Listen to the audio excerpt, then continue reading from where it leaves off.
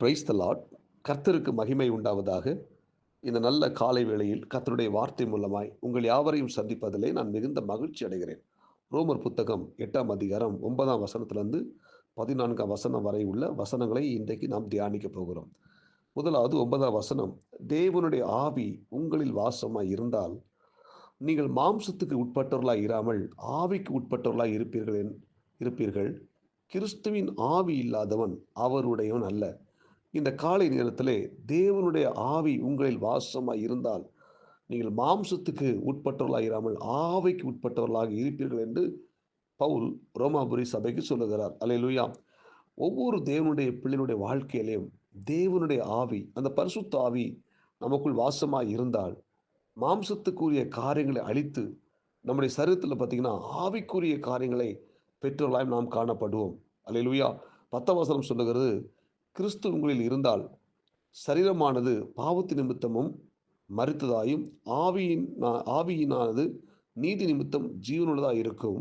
அன்றியும் இயேசுவை மரித்தோரிலிருந்து எழுப்பினுடைய ஆவி உங்களை வாசமாயிருந்தால் கிறிஸ்துவை மரித்தோர்ந்து எழுப்பினவர் உங்கள் மேல் வாசமாயிருக்கிற தம்முடைய ஆவியினாலே சாவுக்கு ஏதுவான சரீரங்களை உயிர்ப்பிப்பார் என்று சொல்லப்பட்டிருக்கிறது. அன்பான தேவனுடைய பிள்ளைகளே, பரிசுத்த ஆவியானவர், தேவனுடைய ஆவியானவர் நமக்குள்ளே இருப்பார். ஆனால் மாம்ச எண்ணங்கள் எல்லாம் அழிக்கப்பட்டு நாம் ஒவ்வொரு தேவனுடைய பிள்ளை ஆவிக்குரிய தேவனுடைய பிள்ளைகளை நாம் மாறிவிடுவோம். அது மட்டுமல்ல, பாவத்துக்கு செத்து நீதிக்கு பிழைக்கிற அந்த கிருபையை பரிசுத்த ஆவியை நமக்குள்ளே கொடுக்கிறார். அல்லேலூயா. எனவே இயேசுவை மரித்தோர்ந்து எழுப்பின அந்த ஆவியானவர் நமக்குள் வாசமாய் இருப்பாரானால் சாவுக்கு ஏதுவான சரீரத்தை உயிர்ப்பிக்க வல்லமுள்ளவராய் இருக்கிறார். இன்றைக்கு இறைவார்த்தையை கேட்கிற தேவனுடைய பிள்ளைகளை நம்முடைய சரீரத்தில் இருக்கிற அசுத்தமான காரியங்களை செய்கைகளை முற்றிலும் அழிப்பதற்கு பரிசுத்த ஆவியானவர் நமக்குள் வாசம் பண்ண வேண்டும். அல்லேலூயா. எனவே நம் மாம்சத்தின்படி வாழ்வோமானால் நம்முடைய வாழ்க்கையில் பார்த்தீங்கன்னா பலவிதமான நெருக்கமான சூழ்நிலைகள், கஷ்டங்கள். இன்னைக்கு அநேக தேவனுடைய பிள்ளைகளுடைய வாழ்க்கையை பார்ப்போமானா அவங்க மாம்சத்தின் எண்ணத்தோடு கூட போராடி கொண்டிருக்கிறாங்க. மாம்சத்தின் இச்சைகளை அழிக்க முடியாமல் இருக்கிறாங்க. எனவே நமக்குள் தேவனுடைய ஆவியான வாசமாக இருப்பாரெனால் இந்த மாம்சத்தின் எண்ணங்களெல்லாம் அழித்து நாம் நீதிக்கு பிழைக்க சோதரம் சாவுக்கு ஏதுவான சரீரங்களை உயிர்ப்பிக்கிற ஆவியானவர் இன்றைக்கு நம்மோடு கூட வாசம் பண்ணி நம்மை ஆஸ்வதிக்க போதுமானவராக இருக்கிறார். எனவே தேவனுடைய ஆவி நம்ம எல்லாருக்குள்ள வாசம் பண்ண வேண்டும்.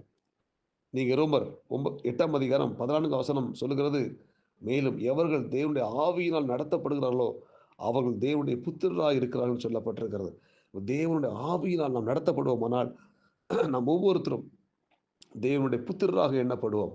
அல்லேலூயா. எனவே இன்றைக்கு நம்ம யார் நடத்தி கொண்டிருக்கிறார்?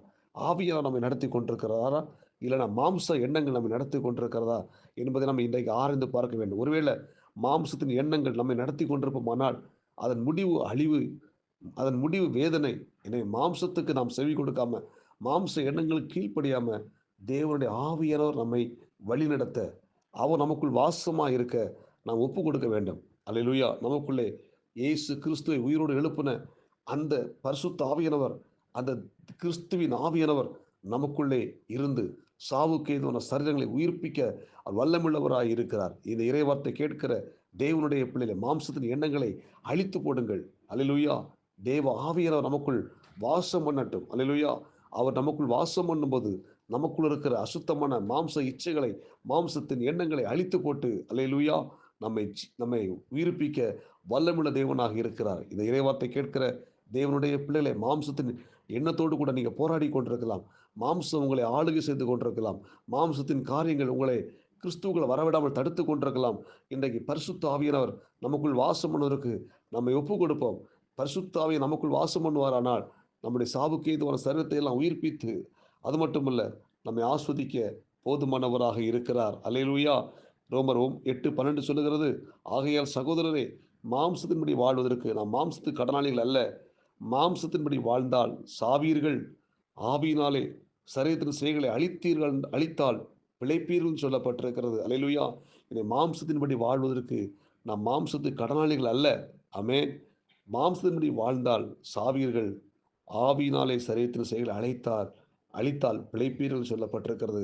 எனவே ஒருவேளை இந்த இறைவார்த்தை கேட்கிற தேவனுடைய பிள்ளைகளை மாம்ச எண்ணத்தோடு கூட நீங்கள் வாழ்வீர்கள் என்றால் நிச்சயமாக நமக்கு வேதனைகள், மாம்சத்தின் எண்ணத்தை அதன்படி நாம் வாழ்வோமானால் நம்முடைய வாழ்க்கையில் சர்க்கலா ஒரு சர்க்கலான பாதைக்குள்ளே போய்விடுவோம்.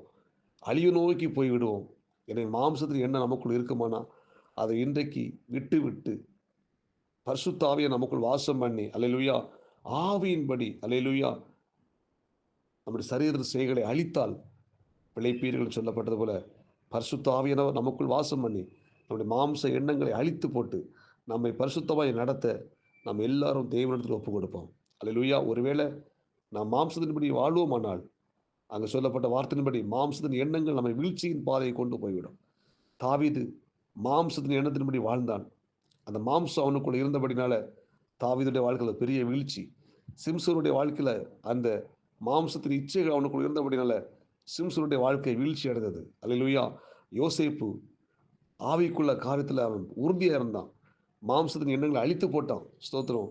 அந்த யோசேப்பை ஆண்டவர் உயர்த்தினார். அல்லேலூயா.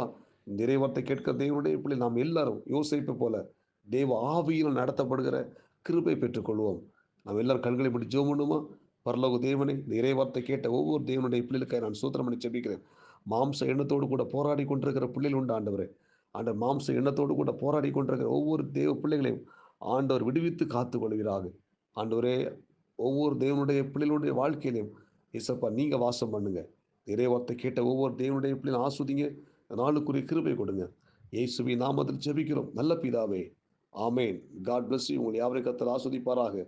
இந்த நாள் உங்களுக்கு இனிமையாய் அமையட்டும். ஆமேன்.